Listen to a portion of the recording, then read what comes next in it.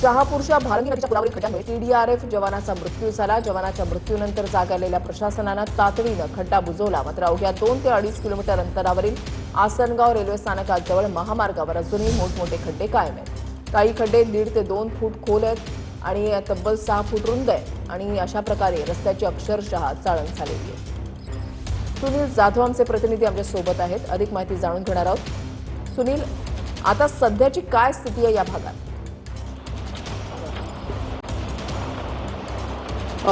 ऋषाली, अगदी बरोबर आहे। आपण काल पाहिलं तर याच महामार्गावरती ठाणे महानगरपालिकेमध्ये कार्यरत असलेल्या TDRF जवानाचा खड्ड्यामुळे मृत्यू झाला होता व त्यानंतर प्रशासन जागं झालं होतं। ज्या ठिकाणी तो अपघात घडला मात्र तोच खड्डा जो आहे फेवर ब्लॉक आणि डांबर टाकून बुजवला आहे। मात्र त्याच्या काही अंतरावर आता मी सध्या उभा आहे पडग्या येथील कोशंबी गावाजवळ आणि हाच तो मुख्य मार्ग आहे। या मार्गाची अवस्था आपण स्वतः पाहू शकता।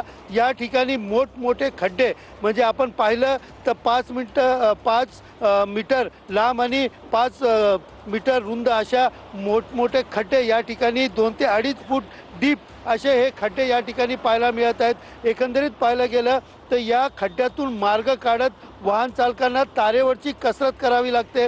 काही वाहन चालक जे आहेत ते या महामार्गावरती विरुद्ध दिशेने येऊन या ठिकाणहून मोठ्या प्रमाणात या खड्ड्याचा बचाव करण्यासाठी विरुद्ध दिशेने येताना पाहायला मिळतात।